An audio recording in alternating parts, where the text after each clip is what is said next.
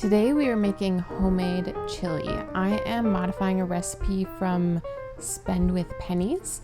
That recipe calls for 2 pounds of lean ground beef. I think that's going to make a lot of chili, and this is the largest pan I have, my Dutch oven here, so I'm using 1 pound of ground venison. To start, we're supposed to combine our ground meat with 1.5 tablespoons of chili powder. I'm using about 1 tablespoon. I will leave the original recipe down below, but I'll talk you through how I made it. So before I turn the heat onto my pan, I am going to mix my seasoning in a little bit. Next, we're going to add our onion and garlic. This recipe also has us adding a diced jalapeno, but I'm leaving that out. So I'm going to brown my meat with the garlic and onion over medium heat.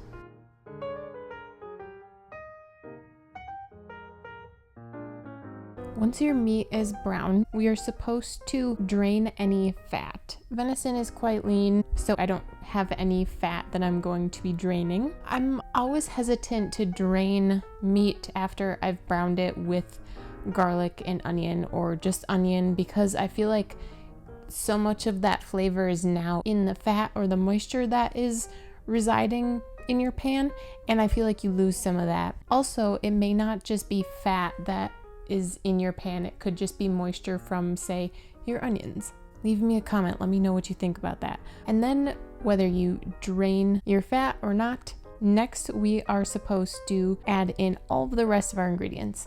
One of our ingredients is tomato paste, and I've heard that you're actually supposed to cook out your tomato paste. It's like when you make a cheese sauce or a roux or something, and you add or gravy, and you add cornstarch or flour to your butter or your fat that you're using. You're supposed to cook out the flour first before you add, if you're making gravy, the chicken stock, because you cook out any raw flavor.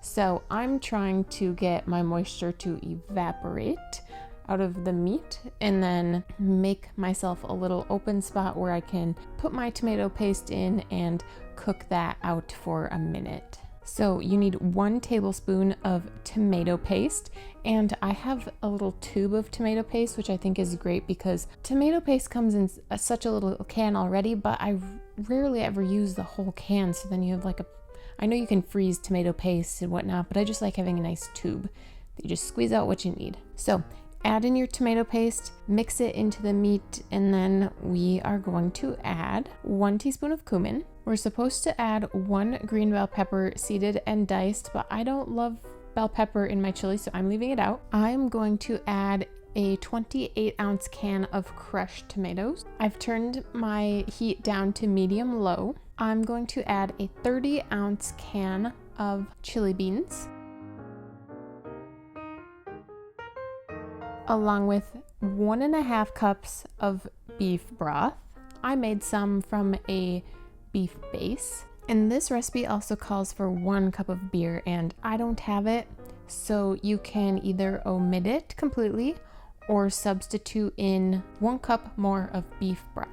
We also have an optional 1 tablespoon of brown sugar. Now we need to bring this to a boil, bring your chili to a boil, and then reduce the heat and simmer it uncovered for 45 to 60 minutes. I am going to not add the brown sugar yet, not add any salt and pepper yet. I want this to reduce because marinating happens, the flavors marry while it's simmering, and I don't want to disturb it quite yet.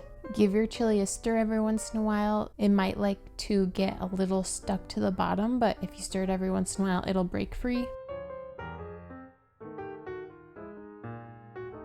So right here we are 45 minutes in. I personally like a really thick chili, so I am going to let it continue to simmer for about 15 more minutes. Alright, 15 minutes later, I'm going to give my chili a taste test. We'll see if we need any salt, any pepper, and if we want to add that brown sugar. It needed some salt, and I did end up adding the brown sugar just because, again, how acidic and tomatoey, and that's not what I like in my tomato-based foods. Again, this is going to be personal preference on how you want your chili to taste. At this point, I am going to turn the heat off. I did add a little bit more salt, and then I left it overnight. Soup is one of those things, some soups, that they continue to marinate overnight, and sometimes they taste better the next day. So the next day, we need to make our chili toppings. Sometimes I always feel like chili is missing something. I think this recipe would be really good with that cup of beer added to it. And then, of course, your chili toppings, some creamy sour cream, some diced white onion, some fresh cilantro, maybe some cheddar cheese, and if you want, you can add some oyster crackers. I do like the added crunch. Leave me a comment down below. What add-ins do you like to put in your chili when you serve it? I will leave how I made it down below in the description. Again, I will leave a link to the original recipe so you guys can look at whatever one you want, see which one you want to make. If you guys like this video, be sure to give it a big thumbs up, subscribe for more content, and if you're looking for another warm, delicious recipe, click on this video here on screen, and I hope to see you guys there.